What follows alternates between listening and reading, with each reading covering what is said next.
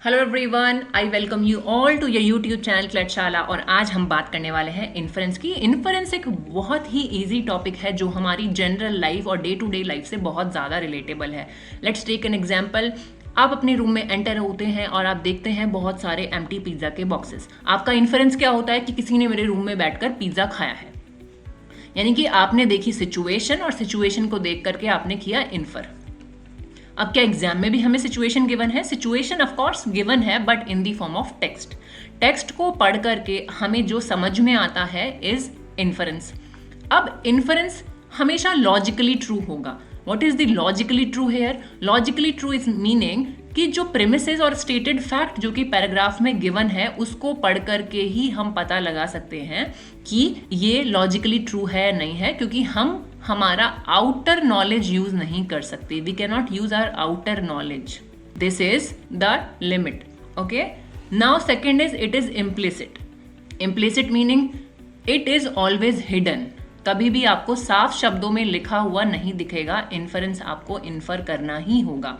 यानी कि अगर आपको कोई भी option A B C D में डायरेक्टली पैसेज में एज इट उठा के दिया गया है, एज इट इज रिटन है in the options, it mean it is an trap. Stay out of the trap. अब कॉमन ट्रैप्स कौन कौन से हो सकते हैं जो कि हमें पैसेज पढ़ करके ऑप्शंस में हिंडर कर सकते हैं? ट्रैप होता है application of the outer knowledge. Passage में ऑथर आपको ट्रैप कर सकता है by the general knowledge, by the application of general knowledge. तो आपको सिर्फ पैसेज को पढ़ करके और डेटा को पढ़ करके ही पता लगाना है, आपको अपना आउटर नॉलेज बिल्कुल अप्लाई नहीं करना। Example of the trap, the man was seen holding a bouquet. यानी कि अगर कोई पर्सन बुके लेकर खड़ा है तो हम क्या इन्फर कर लेते हैं? He must be attending a wedding. अब यहाँ कहीं वेडिंग का कॉनोटेशन है। कोई अगर कॉनोटेशन ही नहीं है, कोई हिंट ही नहीं है, कोई वर्ड्स का मीनिंग ही नहीं है, तो वेडिंग सोचना is out of the context or we are applying the extra knowledge. So these sort of inference will be eliminated. You cannot choose these kind of options. Misinterpreting fact क्या है? The man walked out of room quietly. एक person शांति से room से चला गया। क्योंकि वो शांति से गया है तो क्या इंटरप्रिटेशन निकाला? रॉन्ग इंटरप्रिटेशन कि मैन मस्ट बी गिल्टी। सिर्फ इस सिचुएशन के बिहाफ पे अपने अकॉर्डिंग इंटरप्रिटेशन करके क्या निकाला कि मैन वॉज गिल्टी। अब बात आती है ओवर जनरलाइजेशन की। What is over generalisation? कि कुछ स्टूडेंट्स को प्रेफर है ऑनलाइन क्लासेस लेना। कुछ स्टूडेंट्स को प्रेफर है ऑनलाइन क्लासेस लेना, तो इसका इन्फरेंस क्या होगा कि सारे स्टूडेंट्स को पसंद नहीं है ऑफलाइन क्लासेस लेना, क्योंकि कुछ स्टूडेंट ऑनलाइन क्लासेस लेते हैं। तो ये वाली बात क्या है? कॉन्टेक्स्ट से बाहर जनरलाइज कर दिया आपने। कुछ स्टूडेंट के बिहाफ पे आप सारे स्टूडेंट्स को जनरलाइज कैसे कर सकते हो? नहीं कर सकते। Hence over generalization also be eliminated. As I already told you that explicitly stated means अगर कोई ऑप्शन डायरेक्टली पैसेज में से ऑप्शंस में गिवन है, इट मस्ट बी एलिमिनेटेड, क्योंकि एक्सप्लिसिटली स्टेटेड कभी भी इन्फरेंस नहीं होता। इन्फरेंस का रूल है वो हमेशा इम्प्लिसिट यानी कि छुपा हुआ होता है और स्टूडेंट को फाइंड आउट करना होता है कि व्हाट इज द इन्फरेंस। अब कैसे टाइप के क्वेश्चन इन्फरेंस बेस्ड क्वेश्चन होते हैं? Example, what do you infer from the argument. आप क्या इन्फर कर सकते हो? डायरेक्टली समझ में आ रहा है कि इन्फरेंस बेस्ड है। सेकंड है what does the author hint set. Author का हिंट क्या है? Hint means again the inference. Third is which of the following also must be true. क्या सच है? Again it is a sort of inference question. Next है which of the following most likely true be true. ज्यादा सही कौन सा है? ये भी इन्फरेंस है। ये होता है एलिमिनेशन मेथड से। आपको ऑप्शंस को एलिमिनेट करना आना पड़ेगा। Okay, which of the following most likely to be agree या फिर most likely to be disagree. Disagreement दिखाना है ऑथर का जो कि पैसेज में स्टेटेड है। सेकंड है एग्रीमेंट दिखाना है ऑथर का जो कि आपको समझ में आ रहा है कि ऑथर उस बात को सपोर्ट कर रहा है। दोनों तरह के questions are inference based questions. I hope it is clear now. अब एग्जाम्पल करते हैं। एग्जाम्पल है पैसेज बेस्ड। एवरी ईयर लगभग 10,000 एक्सीडेंट्स रिपोर्ट होते हैं सिटी हाईवेज पर। बहुत ज़्यादा इंजरीज और फैटेलिटीज होती हैं। In the effort to reduce these accidents क्या हुआ है? सेफ्टी प्रोग्राम चलाए गए हैं।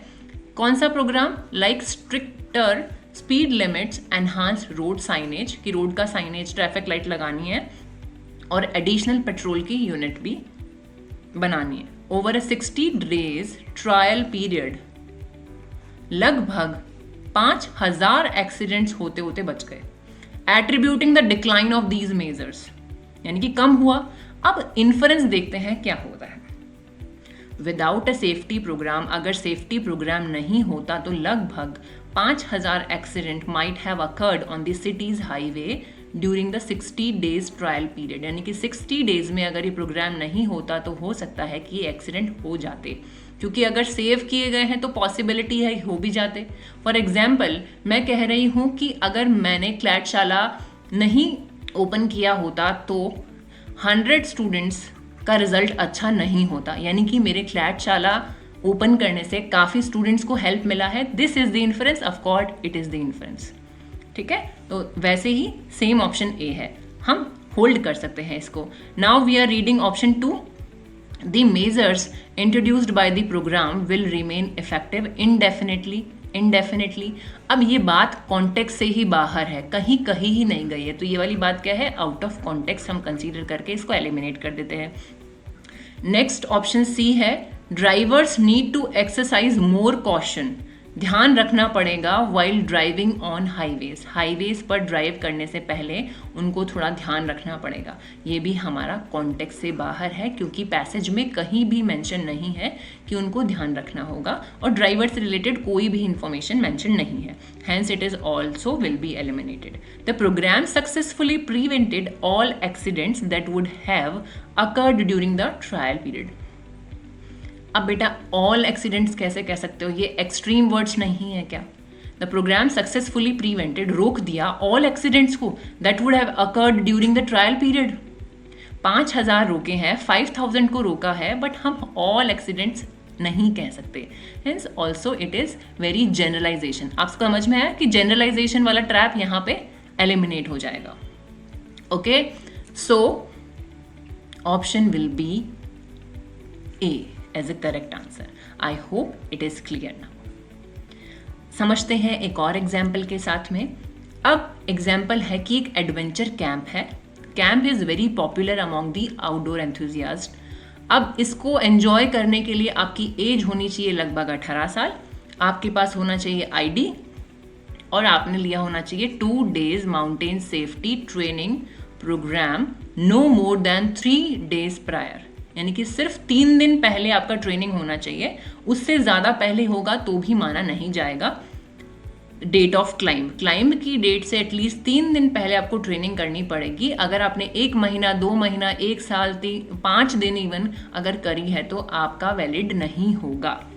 एडिशनली ऑल पार्टिसिपेंट्स को एक वेवर साइन करना पड़ेगा, एग्रीइंग नॉट टू ब्रिंग और यूज्ड कोई भी अनऑथोराइज्ड हम इक्विपमेंट नहीं ले जा सकते एक्सपीडिशन मतलब क्लाइंबिंग के दौरान। ठीक है, most likely to be true, again it is क्या है, इन्फरेंस बेस्ड। ठीक है, the camp allows individual who are 17 years old participate if they bring sign parental consent form. Parent की कहीं बात है, नहीं है, कॉन्टेक्स्ट से बाहर, out of context, hence will be eliminated. Option B है, a person who completed the mountain safety training program a week before. 1 week पहले अगर किसी स्टूडेंट ने ये किया है क्लाइंब करने से, उसको will need to retake the training to be eligible होने के लिए उसे वापस से ट्रेनिंग करनी पड़ेगी। ये हमने डिस्कस किया है यहाँ पे, 3 days पहले तो करनी ही पड़ेगी, उससे पहले वैलिड नहीं होगा। तो ये तो बात बिल्कुल करेक्ट है।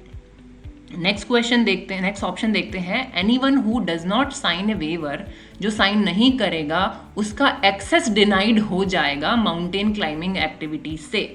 क्या ये लिखा हुआ है, हमें क्या लिखा हुआ है कि साइन ए वेवर करना पड़ेगा ताकि आप कुछ चीज़ों को नहीं ले जाओ जो कि अनऑथोराइज है ड्यूरिंग दी एक्सपेडिशन। ठीक है, क्या ये लिखा हुआ है कि अगर आपने साइन नहीं किया तो आपका एक्सेस डिनाइड हो जाएगा, आपको चढ़ने नहीं दिया जाएगा, क्लाइंबिंग नहीं करने दी जाएगी?